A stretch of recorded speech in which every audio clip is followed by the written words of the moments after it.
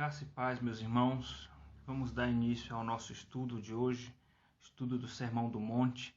Abra sua Bíblia em Mateus, capítulo de número 6. Mateus, capítulo 6, para nós iniciarmos o estudo de hoje. Mateus, capítulo 6, versículo de 1 a 4. Mateus 6, versículo de 1 a 4. Diz assim o texto: Guardai-vos de exercer a vossa justiça diante dos homens, com o fim de serdes vistos por eles.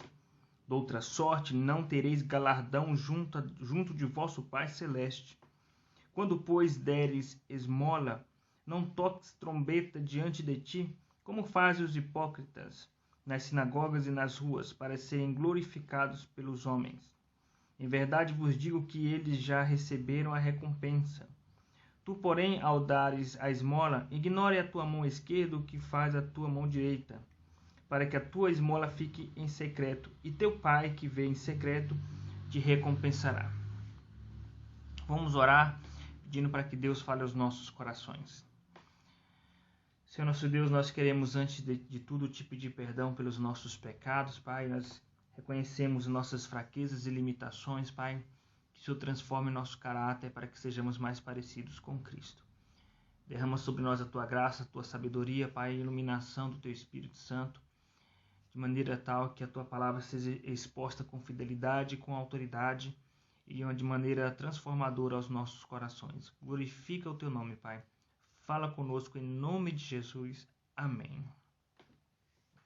Meus queridos irmãos, introdutoriamente é necessário ressaltar, no que diz respeito ao estudo do Sermão do Monte, que o Sermão do Monte tem como pano de fundo, tem como contexto literário, o fato de que Jesus estava ao mesmo tempo instruindo seus discípulos, ensinando seus discípulos sobre qual é a postura correta de um discípulo, quais são os princípios e os valores que devem seguir a vida do discípulo de Cristo. E ao mesmo tempo em que ele ensinava os discípulos, esse ensino ele vinha no caráter crítico ao mesmo tempo. Crítico no sentido de criticar os ensinos distorcidos dos fariseus. Então, o Sermão do Monte tinha esse duplo alvo: edificar os discípulos e também criticar o ensino dos fariseus. E nesse sentido, nós observamos que o capítulo 5 ressalta como a espinha dorsal estrutural do capítulo 5 do Sermão do Monte, da primeira parte, o fato de que o objetivo do texto do Sermão do Monte é mostrar aos discípulos que eles precisam ser luz do mundo, capítulo 5, versículo 16. Também mostrar aos discípulos a necessidade de entender que a justiça cristã ela deve ser superior à justiça dos fariseus, capítulo 5, versículo 20. E também a necessidade de mostrar que os cristãos têm um parâmetro, uma referência moral, que é o próprio Deus, Mateus capítulo 5, versículo 48. Agora, o capítulo de número 6, meus irmãos, ele já começa a caminhar numa direção, no sentido também de justiça, mas ressaltando a religiosidade do cristão. Tá? Então, o tema ainda por trás do Sermão do Monte, aqui no capítulo 6, é a justiça cristã. Mas agora, essa justiça sendo explorada a partir da perspectiva da religiosidade do cristão. Porque o cristianismo não é uma religião. O cristianismo é o próprio Deus, né, que foi encarnado na pessoa de Jesus Cristo e é pregado através do Evangelho. Todavia, a prática do cristão na adoração, na prática do cristão na obediência à lei, tem um caráter religioso, fazendo a contraposição, um contraste com as demais religiões. Nesse sentido, estou me referindo, por exemplo, à prática de oração, que são práticas comumente categorizadas dentro de uma perspectiva religiosa. Então, prática de oração, da questão social, né, de dar esmolas, a questão do jejum, consagração a Deus em jejum. E nesse sentido, Jesus ele vai mostrar que a religiosidade do cristão tem que ser superior a qualquer outro tipo de religiosidade. Então, nossas práticas religiosas ou a nossa consagração a Deus através da oração, do jejum, nossa prática do amor ao próximo através da esmola ou através da ação social, tem que ser diferenciada, não é no mesmo padrão que existem nas demais religiões. Por que é diferenciada? Porque Jesus ele trabalha muito mais do que as práticas em si, com o fim em si mesmo, as práticas religiosas com o fim em si mesmo. A nossa religiosidade, na verdade, nossa prática religiosa, ela tem que ter um alcance muito maior do que somente a atitude.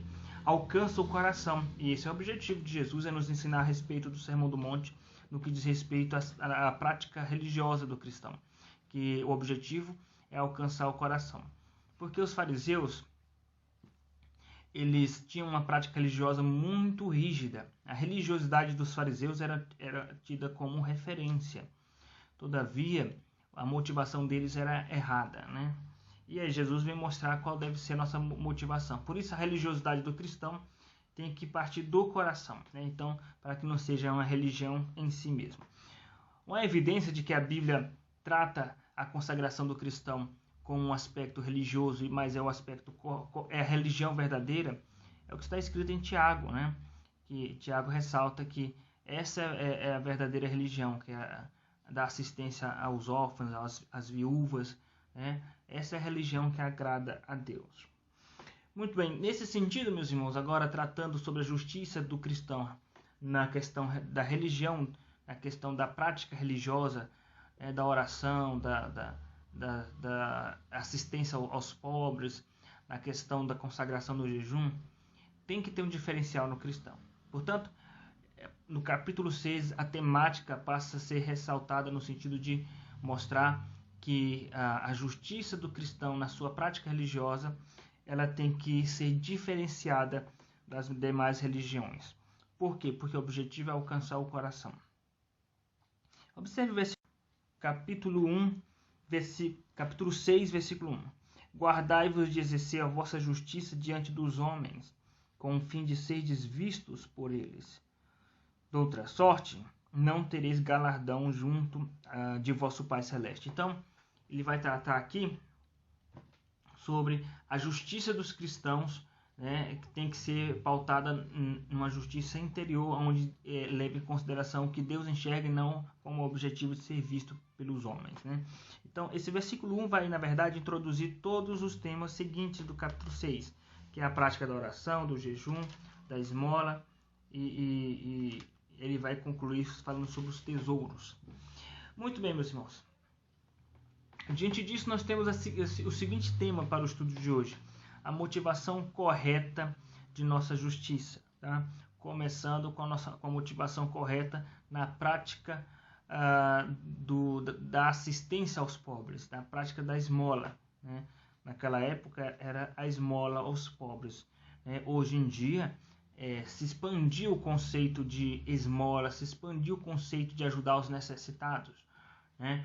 Então, dentro de uma perspectiva cristã, o alcance de ajudar o necessitado vai muito além de dar uma esmola, de dar R$1, de dar R$2 para um pobre, para um necessitado, para uma pessoa que está em extrema pobreza. O cristão ele tem que ter um alcance muito mais amplo. Então, quando se fala aqui esmola, nós temos que fazer essa transposição cultural para nossos dias, e isso pautado no conceito mais amplo das Escrituras a respeito de ajuda aos necessitados. E quando nós pegamos princípios que foram expostos em Atos, por exemplo, nós podemos perceber ali que o conceito de assistência aos necessitados se expandiu no sentido de se preocupar com a vida do necessitado como um todo, de uma forma mais completa.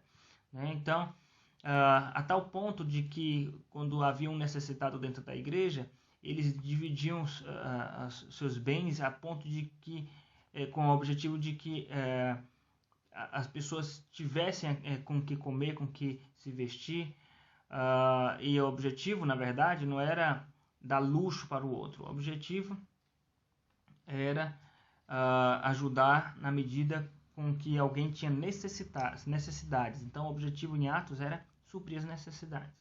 Mas, então, no cristianismo ele tem esse conceito mais amplo. Então, entenda-se esmola aqui no texto, aplicando para nossos dias, como um conceito amplo de ajuda aos necessitados, né? De uma maneira mais ampla, mais completa. Então, qual é a motivação correta do cristão na ajuda aos necessitados? Em primeiro lugar, de maneira introdutória, nós temos que entender que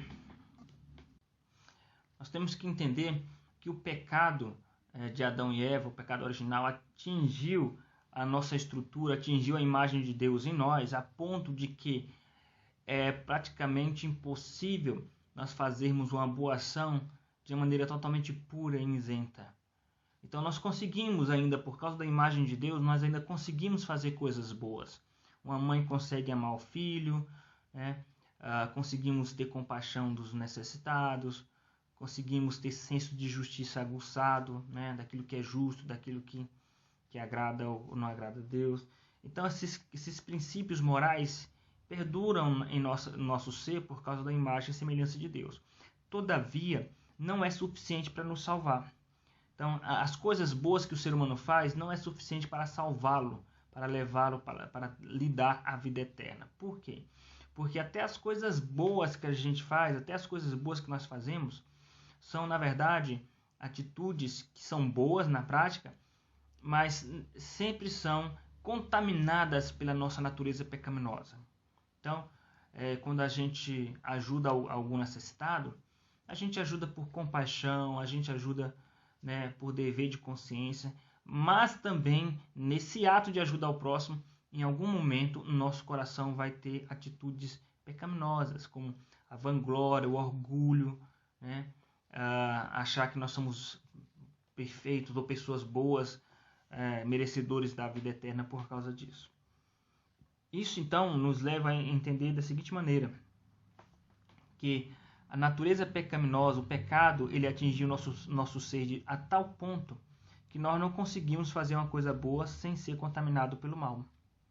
E nós não conseguimos, ao mesmo tempo, nós não somos tão ruins, nós não somos tão maus a ponto de não termos coisas boas. Nós temos coisas boas, nós somos capazes de fazer coisas boas.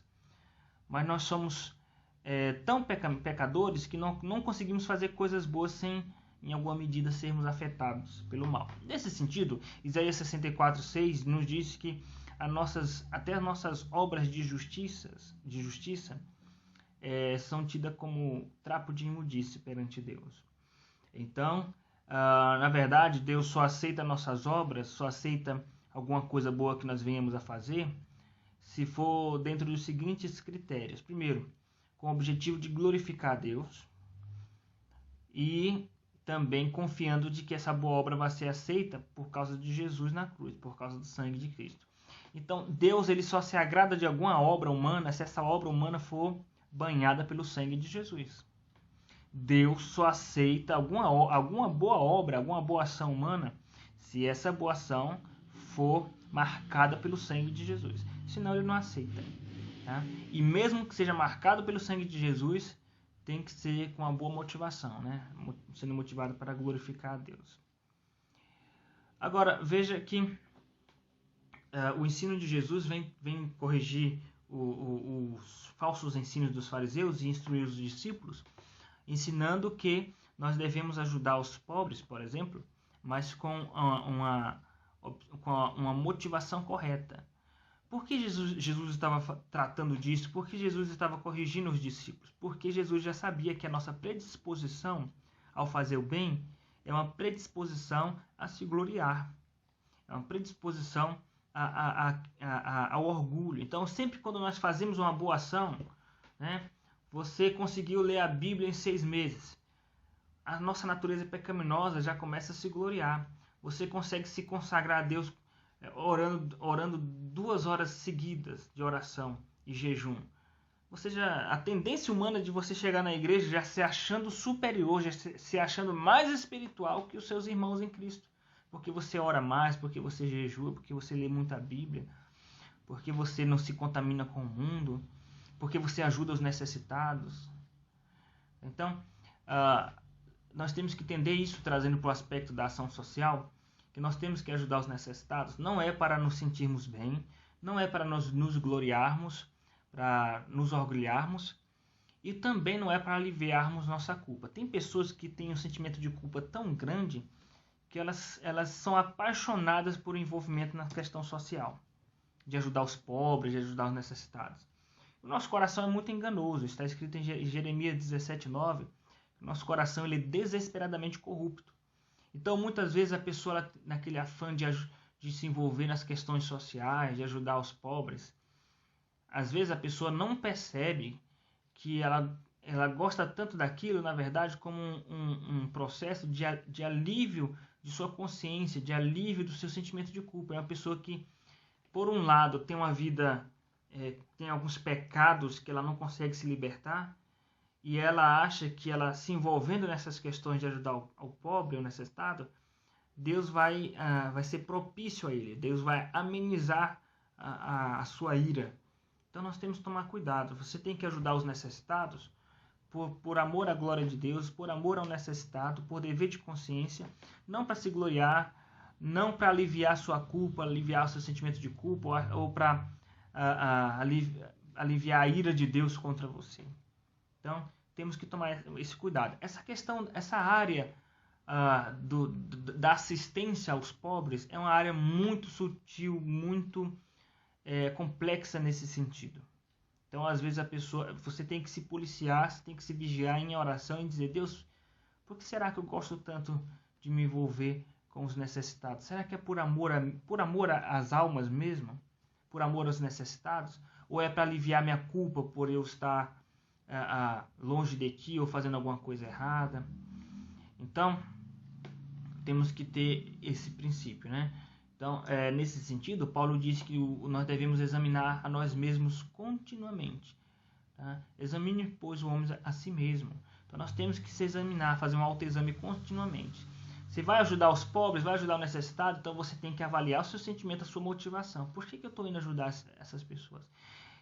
Um sinal importante é, assim que você terminou de ajudar essa pessoa, você imediatamente já avalia o seu sentimento.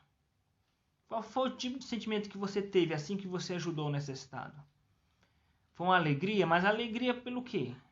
Alegria porque a sua consciência ficou mais aliviada, porque você está se sentindo um pouquinho melhor, um pouquinho mais crente, você se sente um pouco mais santo, mais justo?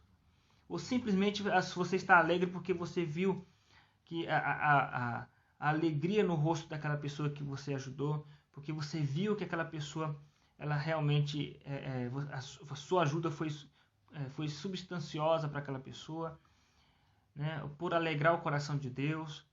Então, você tem que fazer sempre esse autoexame. Então, esse texto que Jesus nos ensina aqui nos ajuda nesse sentido, né? Então, qual é a motivação correta, né, na ajuda aos necessitados? Qual deve ser a nossa motivação correta na nossa justiça assistencialista, né, de assistência aos pobres? Vamos elencar aqui 2 pontos principais. O primeiro, vou transcrevê-lo numa proposição no formato de negativo, né? Uma negação. Então, qual é a motivação correta da nossa justiça para com os necessitados? Em primeiro lugar, não deve ser para sermos vistos. Então, você tem que ajudar os necessitados, mas não para ser visto. Versículo 1. Guardai-vos de exercer a vossa justiça diante dos homens, com fim de serdes vistos por eles.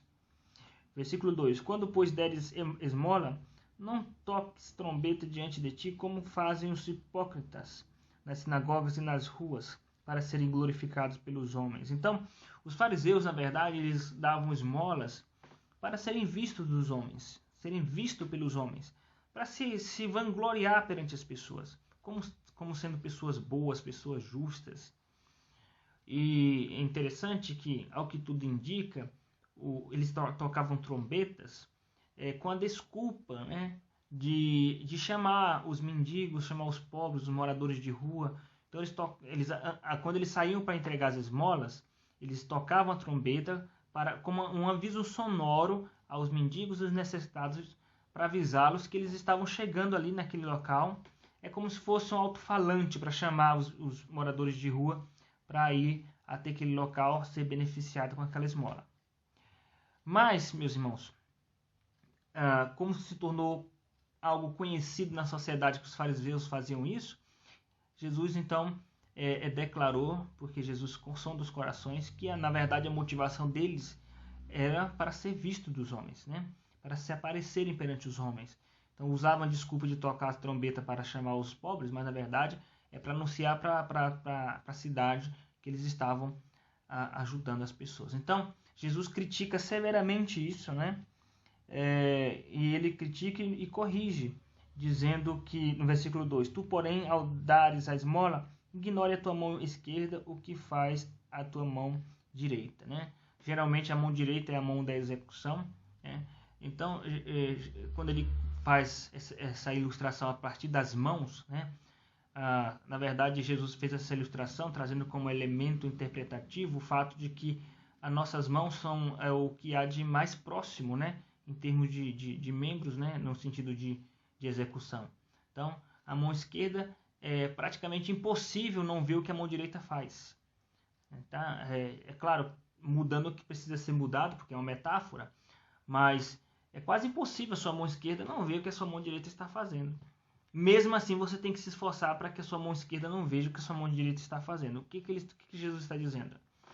Que nós temos que nos esforçar para sermos discretos em nossas boas ações, em nossa ajuda aos pobres.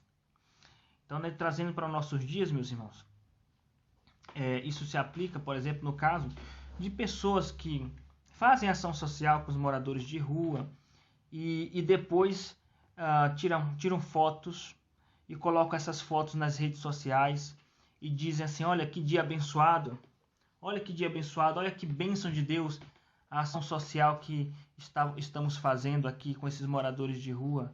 Meus irmãos, isso contraria o princípio bíblico. Porque a ajuda aos necessitados tem que ser feita de forma discreta. Não precisa o mundo todo saber que você está fazendo aquilo. Não precisa você anunciar na sua rede social particular que você está ajudando os necessitados, ajudando os pobres. Então isso já evidencia uma distorção em seu coração, uma distorção em nossos corações.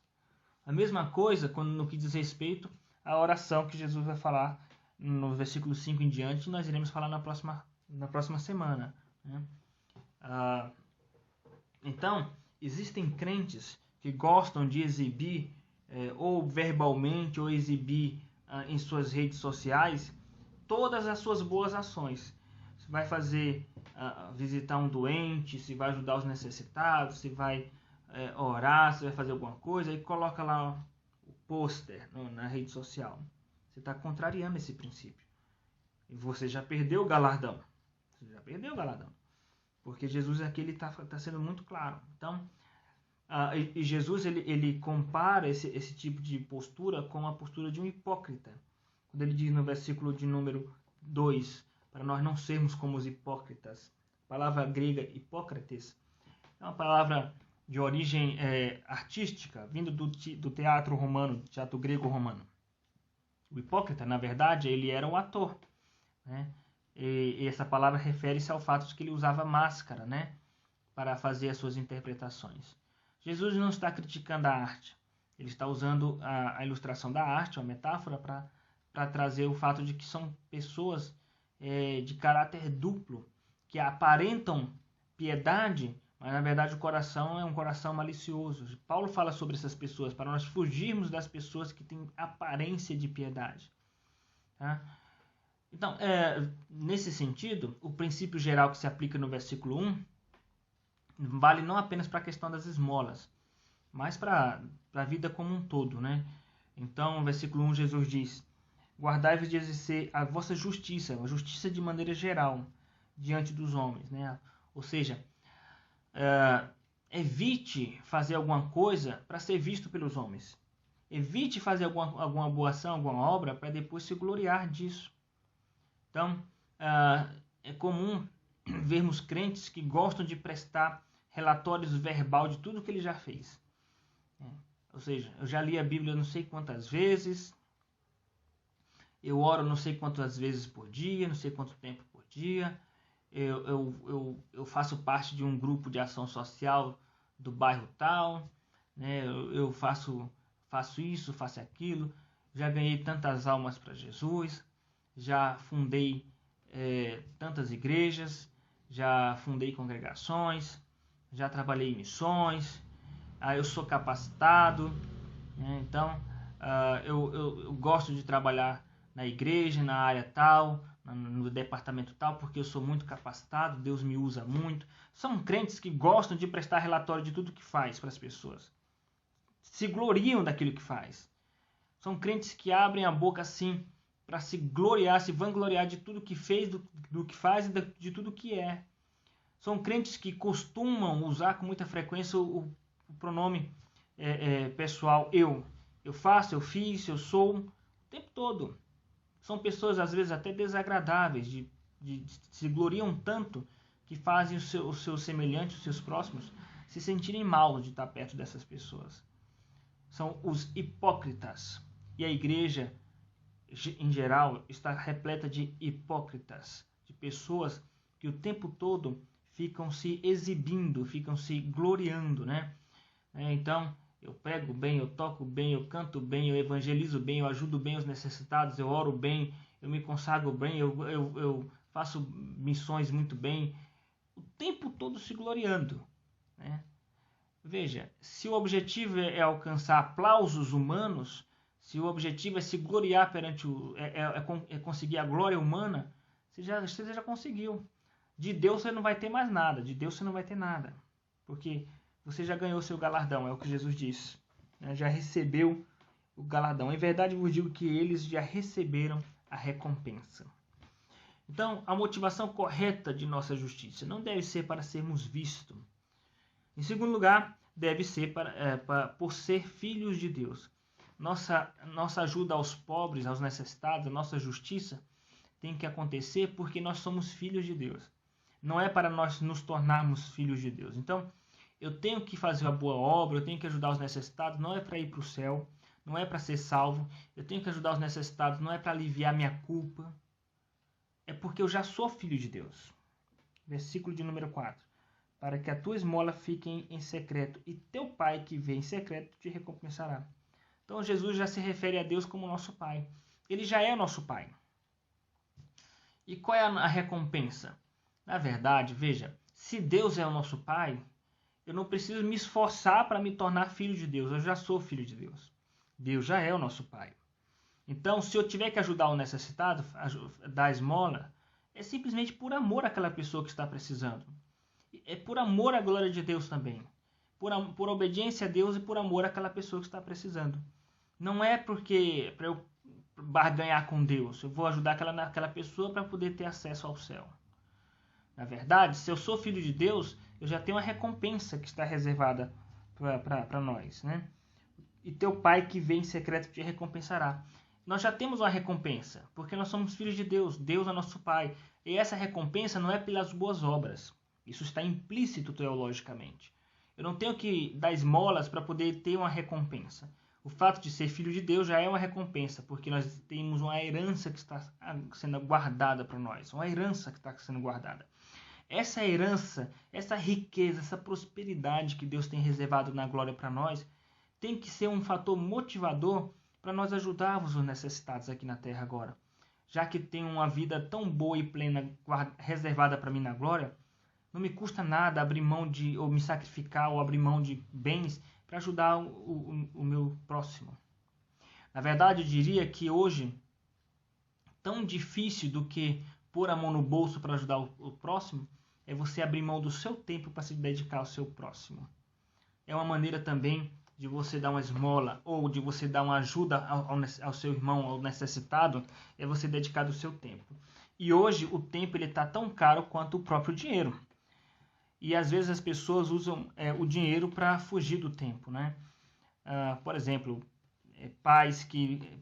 os pais de hoje, alguns pais presenteiam constantemente seus filhos, compram brinquedos, presentes, para compensar a falta de tempo, de dedicar tempo a seus filhos. Então, investe na questão financeira.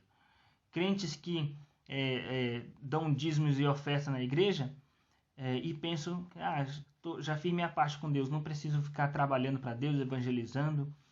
Ou crentes que vai lá dar uma ajuda financeira para alguma ação social, ou dar alguma esmola, mas não quer dedicar de tempo para se envolver mais de maneira substancial na questão social, que significa ir lá conversar com a pessoa necessitada.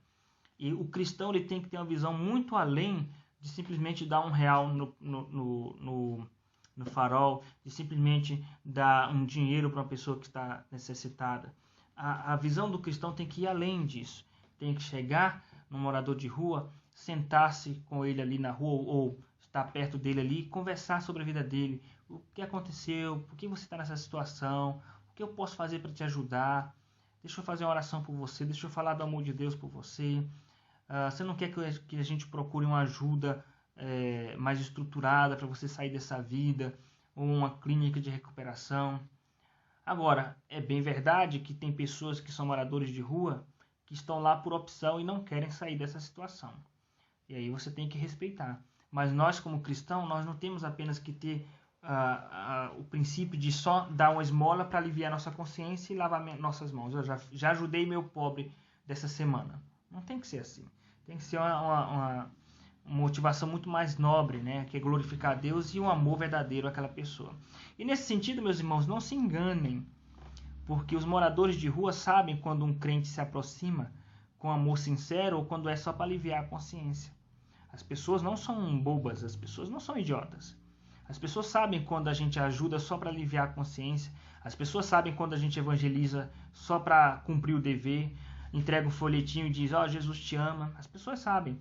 E qual é a diferença? É quando você para conversar com a pessoa e olha nos olhos dela e diz, olha, eu estou preocupado com você, eu queria fazer algo por você, queria te conhecer melhor, vamos ver uma maneira de eu te ajudar, queria orar por você, falar do amor de Deus por você. Veja que Jesus e os discípulos, antes de fazer alguma ação social, a Bíblia diz que ele fitava nos olhos, fitando-os nos olhos, aí Jesus orava por ele. Então, é o que está faltando para essa sociedade, olhar nos olhos, é o que está faltando para essa geração, uma preocupação genuína, né? A igreja, no geral, tem se preocupado bastante com a atividade, bastante com a agenda. Uma igreja madura, uma igreja viva, uma igreja que tem uma agenda repleta de coisas para fazer. E uma agenda muito cheia. Mas na lida diária com o próximo, não tenho tempo, tenho mais o que fazer, tem muita coisa para fazer. Acabou aquela preocupação, aquele olhar de olhar com compaixão, com dedicação. Precisamos resgatar isso. Que Deus nos dê graça para isso. A motivação correta da nossa justiça deve ser não fazer boas obras para ser visto pelos homens e fazer boas obras por sermos filhos de Deus. Que Deus nos abençoe. Vamos orar, meus irmãos. Senhor nosso Deus, queremos te agradecer por esta palavra e pedir que teu Espírito Santo venha nos ajudar a mudar, Pai, a olhar com um olhar de compaixão para os necessitados e sermos mais nobres, meu Deus, mais parecidos com Jesus e menos fariseus em nossos corações. Dá-nos uma noite de paz em tua presença, Senhor, em nome de Jesus. Amém. Amém, meus irmãos, que Deus os abençoe ricamente. Um abraço a todos, um restante de semana abençoado. Aqueles que podem ir para a igreja, que não são do grupo de risco, aguardo os irmãos, nós aguardamos os irmãos na igreja, né? Lembrando que na parte da manhã é dedicado para os adultos e para as crianças e adolescentes, e a parte da noite é dedicado para os jovens, e isso é um cuidado do conselho para que não haja aglomeração. Que Deus os abençoe ricamente. Um abraço a todos, meus irmãos. Até mais.